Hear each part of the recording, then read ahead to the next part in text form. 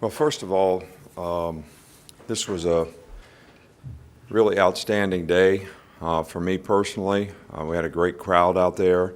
I know our players certainly appreciate the support and the passion that our fans have, and it's always good to see our fans come out and support next year's team, which is what we're trying to develop. And I think there were some good things out there today, and there are obviously some things that we could have done better. But I think when you match yourself against yourself, sometimes there's mismatches that you really, can't overcome.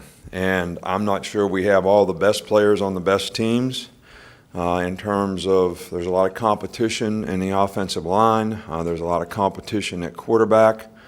There's competition on defense in several positions. There's several players that are missing that didn't go through spring practice that would have a huge impact not only on how they played their position but the leadership that they show. So I don't think any conclusions can be drawn about anything that happened today other than the fact that this is an opportunity for us as coaches and as a team to look at where we are individually and collectively as a group, continue to evaluate, and use the rest of this offseason to focus on individual improvement for the players that we have so that they can go out there and execute with more consistency. A little disappointing in terms of the offensive false starts and penalties and undisciplined type things that we have worked very hard on this spring and thought that we had made some progress in those areas that those types of things would not be an issue. So that was a little disappointing. There were some good plays made by some quarterbacks, and I think every one of them probably have some things that they can learn from. But I saw some good things, and I saw some things that we probably need to do better. We had some drops at receivers from some very good players who don't usually drop passes.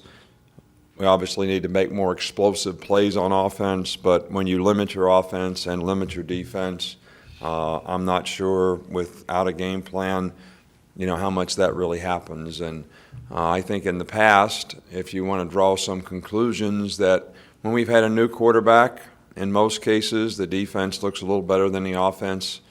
But I did think that the second offense, the White offense, who missed 4 field goals out there, moved the ball much more effectively. Damian Harris had a really nice day, looked quick and explosive, and did a nice job, and the young quarterbacks did a nice job in making some plays. So I thought their consistency that they played with was a lot better than the actual first team. So, just creates more competition and more things for us to evaluate. So all in all, I think we've had a good spring and we made progress.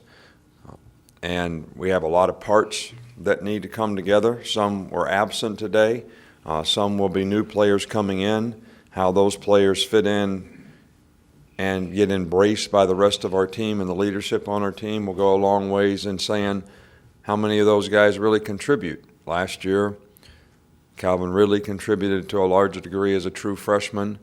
Minka Fitzpatrick, Ronnie Harrison, Deron Payne, several guys on special teams. So all the pieces are not together. But the focus that we want to have is on off-season player improvement, player development. The individuals on our team will make the team what it is, and that's what we want to continue to focus on. So the program from here on out is I meet with every player on Monday and Tuesday, whether it's personal, academic, or athletic. Here's things that you're doing well. Here's things that we need to improve on. Here's the plan for us to do it. So we need to finish strong academically so our guys continue to make progress toward a degree. Most of our guys take a couple, 3 weeks off in May, and then when we come back for summer school, everybody will be focusing on individual improvement again. Okay, we'll start in the middle with Cecil. Thank you. First, Coach, did they ever dial up a corner blitz for you at Kent State, or was that your first career sack today? Excuse me? Was that when Blake kind of bumped into you today for a sack, was that your first career, or did you get one at Kent State? Well, I think that on occasion, more than on occasion, when there's a scramble, everybody seems to get attracted to me. sometimes when there's an interception, there seems to be an unusual attraction for players to converge on me. I think it's intentional to some degree. But as long as I don't get hurt, I really don't care. I usually can get out of the way, but I didn't do a very good job of that today. Do you have a follow-up? Mark, we'll come over here to Mark up front. Yeah, if you could just expand on what you saw from the two young quarterbacks, Jalen Hurts and Blake Burnett. They both seem to play with some confidence there. Well, I think both guys made some good throws. Both guys showed their athleticism in terms of ability to extend plays, and we certainly look a little faster, a little quicker in terms of how we're moving on offense when those two were in there, especially in the first half. But there's also many occasions where should have thrown the ball hot, didn't, got sacked, should have got rid of the ball, tried to run around, lost 20 yards on the sack. So some of the inexperience shows in some of the negative plays that sort of are like unforced errors in tennis. You know, you don't really need to be taking these plays. If you really knew what you were doing, it has nothing to do with ability, has everything to do with awareness, experience, knowledge, and then reacting to what happens. And I think that that's going to be the key to the drill with those guys in terms of their development. But they both did some really good things today. In the middle with John. And let me say this, who you're playing against matters. So the twos were playing against the twos. Our two defense is probably not as good as the two offense, in all honesty, especially with, you know, when Jonathan Allen and Dakota Ball, who are both in the two deep, are not in there, then all of a sudden the guys playing on the twos are the threes. Holcomb didn't scrimmage today. He's got a slight concussion. So, and I think that the depth on defense is one of the concerns that we have. So it wasn't surprising to me that the second offense was able to move the ball effectively. But, you know, the first defense played a little better. We have some guys that are mismatch problems in pass rush that really make it more difficult for the quarterbacks to operate. So all these factors are things that you don't look at on the surface. You just kind of look at the result, and then you start drawing conclusions without sort of looking at all the facts. Just wanted to see how you would assess the first-team offensive line, and within that, just how difficult it was to stop Tim Williams coming in. Well, we, first of all, we don't really have a first-team offensive line. Those just happen to be the guys that went with the first team today. A couple of those guys probably will be first-team offensive linemen. Shank started all last year. He actually played on the second team today, and he's going to continue to be on the second team if he doesn't get his weight down and get in shape. But would he be a better first-teamer with all the experience that he has? Cam Robinson will certainly be back playing one tackle. That could very much affect who plays the other tackle. So I don't think it's fair to make assumptions that this is the first-team offensive line. Lester Cotton would have probably played right tackle better than the right tackle today, but we're trying to develop him as a guard because we think that's where he's going to end up playing next year. So this don't draw conclusions, because if you do, you're going to be wrong. You can draw them if you want and just be wrong. I guess you all don't have any consequences for being wrong, all right, like we do, because everybody watches us on ESPN and CBS, and so when we make mistakes, everybody knows it. Front right there. You had a number of former players come back for today. I know they presented you with a gift last night. Just wondering what you thought and your feelings about the appreciation they have for you that they all came back and did that for you. Well, it was really heartfelt for me. You know, I've talked before about lots of guys coming back for the Clemson game, being in the locker room after the game, staying around to talk to me.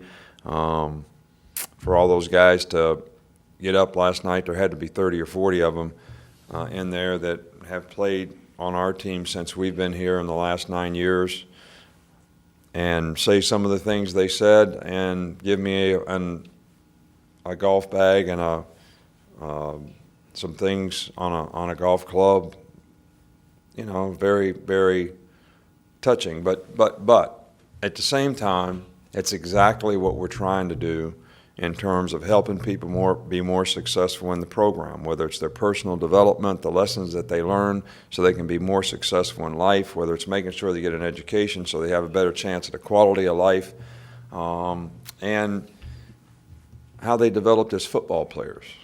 So all these things are the goals that we have for the program. So really makes me feel good when guys come back and they say things like, "You helped me do that. The program helped me do that. The people in the program helped us do that." And to see that appreciation, that's and it should not go just for me. It goes for a lot of people.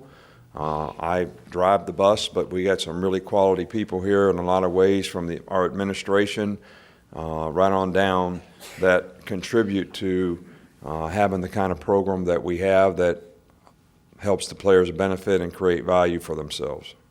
Last one in the back with Matt. Hey, as far as some of the young outside linebackers with Christian Miller and Anthony Jennings, how have they come along since the end of last season, and what did you see from them today? Well, I think both guys have improved. I know Christian had a couple sacks today, and he's got some pass rush ability. Anthony Jennings probably has improved as much as anybody over this course of this spring practice. But, of course, he has the opportunity because last year he was hurt, so he missed part of the season. When he came back, he was just on the scout team. So he was really starting at pretty much ground zero in terms of his knowledge of what the expectation was, what his job was, understanding the defensive system. So he has really made a lot of progress, and so has Christian. So, and I think it's important for us that those guys continue to develop and can play winning football for us next year. Thanks, Coach. All right, thank you. And I do want to thank, you know, all the folks that came out today and supported our team. I think it was heartfelt for me and Miss Terry both 10 years ago when we were welcomed so graciously here by 91,000 people, and to see a bunch of folks come out here today to support our players was really, you know, something special. So thank everyone for that.